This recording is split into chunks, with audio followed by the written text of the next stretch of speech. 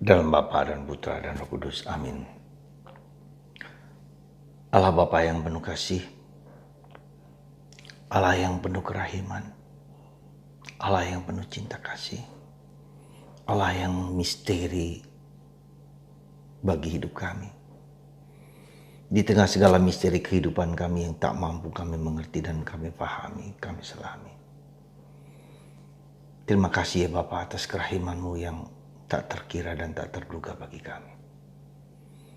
Berkatilah kami selalu ya Bapa dengan cinta kasih-Mu yang mengagumkan demi Kristus Tuhan dan pengantara kami. Amin. Saudaraku terkasih dalam Kristus, pada hari Minggu ini, tanggal 24 April 2022, gereja merayakan Minggu Paskah kedua. Tetapi dalam Minggu Paskah kedua, gereja mau juga merayakan Hari Kerahiman Ilahi. Saudara, jujur Hari Kerahiman Ilahi bagi saya adalah hari yang mencerahkan dan meneguhkan dan membuka misteri cinta kasih Allah yang luar biasa. Kenapa begitu? Saudara, hidup ini penuh dengan misteri. Hidup ini tidak hitam dan putih. Hidup ini tidak semua kita ketahui dengan perspektif pandangan kita masing-masing. Kita berhadapan dengan diri kita yang punya pengalaman, punya perasaan, punya sikap yang berbeda dengan orang lain. Dan kita cenderung untuk mengadili dan menghakimi sesuai dengan apa yang ada dalam pikiran dan hati kita. Nah, itu kita tahu semua. Tetapi yang mau saya sampaikan bahwa apa yang kita miliki itu seringkali kita pakai untuk mengadili dan menghakimi orang lain. Yang punya perspektif, pandangan dan sifat dan pemahaman yang berbeda-beda. Dan inilah yang seringkali kita membuat kita marah, kita kecewa, kita sedih. Karena kita mau mengadili orang lain, kita mau menghakimi orang lain. Kita mau menghukum orang lain dari perspektif kita. Padahal hidup itu adalah penuh misteri, hidup itu penuh dengan lika-liku, tidak cukup black and white. Tetapi penuh dengan warna berabu-abu, warna yang tidak jelas, warna yang tidak kita mengerti. Jadi itu semua menunjukkan bahwa hidup itu sungguh-sungguh suatu paradoks, suatu misteri yang tak mampu kita cermati dari seluruh diri kita. Nah, disitulah saudaraku terkasih, kita diajak untuk hal yang sangat manusiawi pun kita bisa berbeda pandangan. Satu keluarga pun, bahkan suami dan istri sekalipun, ya, orang yang dekat sekalipun dengan kita, orang yang sahabat kita pun tidak mampu dengan jelas mengerti dan memahami seluruh diriku, dan aku pun tidak mampu mengerti orang lain dari perspektif yang sama, dari perspektif yang berbeda sekalipun. Nah, ini satu hal yang sangat sederhana, tetapi ketika kita berhadapan dengan realitas lain, dengan bersama orang lain, bersama masyarakat, bersama seluruh kehidupan yang kelihatan dan tak kelihatan, motivasi-motivasi yang berbeda dari setiap orang, apakah hakku untuk menghukum orang lain? Apakah hakku untuk mengadili orang lain? Apakah hakku untuk menilai orang lain dari sudut pandang saya?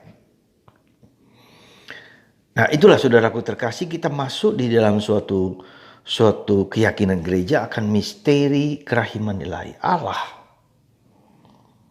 mengerti, memahami seluruh perspektif yang tidak mampu kita lihat itu.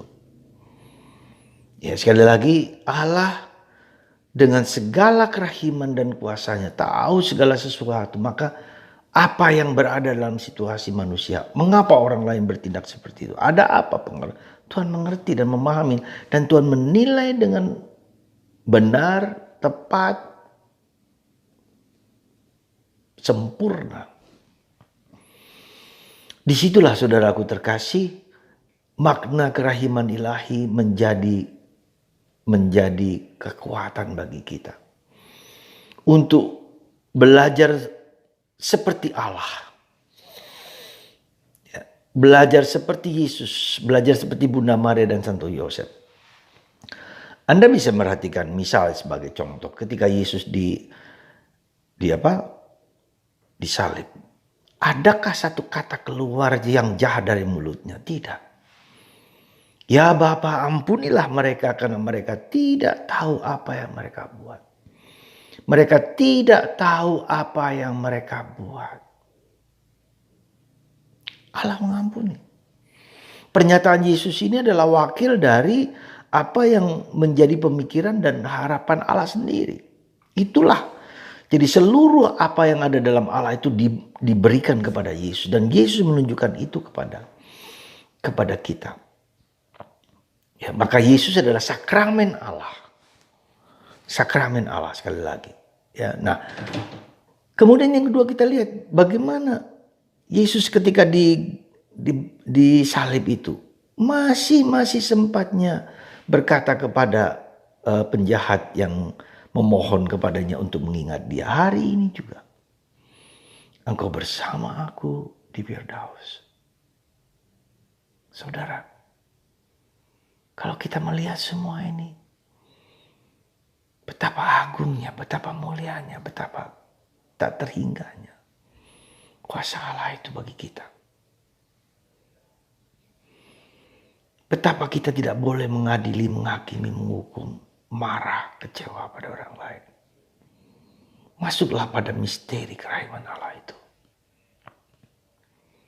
Masuklah dalam misteri cinta kasih Allah yang mengampuni, memaafkan. Maka hari ini kita melihat. Ya, dalam bacaan Injil, Yesus memberikan Roh Kudus kepada para rasul. Roh Bapa, Roh Putra diberikannya kepada kita. Dan roh itulah yang meminta kita untuk apa? Berdamai dengan orang lain. Roh perdamaian. Roh menerima orang lain. Roh mengakui orang lain. Roh mengampuni orang lain.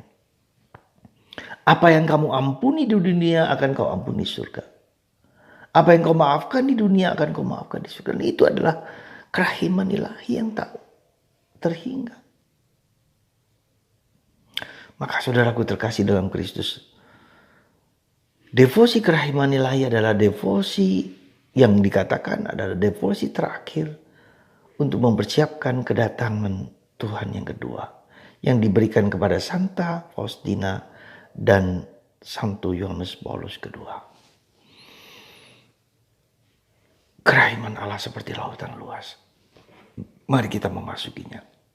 Mari kita tidak mudah mengadili dan menghakimi orang lain. Ya. Semoga Anda dan saya dan kita semua digerakkan, dibantu, ditolong untuk belajar mempersembahkan hidup kita kepada Tuhan. Dan mengizinkan Tuhan melakukan apa yang terbaik yang Tuhan bisa lakukan dengan sempurna. Saya mau mengadili orang lain, apalah hak saya? Apakah dia baik atau tidak baik? Kita tidak tahu.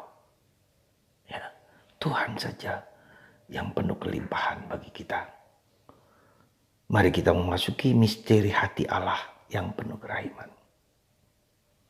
Kita mohon hari ini Tuhan membuat kita belajar mengampuni orang lain. Belajar mengampuni diri sendiri. Dan belajar mengampuni siapapun yang telah melukai hati kita dan melakukan apapun yang mungkin tidak baik bagi kita. Tuhan memberkati Anda semua. Semoga Anda para pencinta kerahiman ilahi diberi karunia yang indah dalam hari-hari yang akan datang. Berkat Tuhan atas kita semua. Dalam Bapa dan Putra dan Roh Kudus. Amin.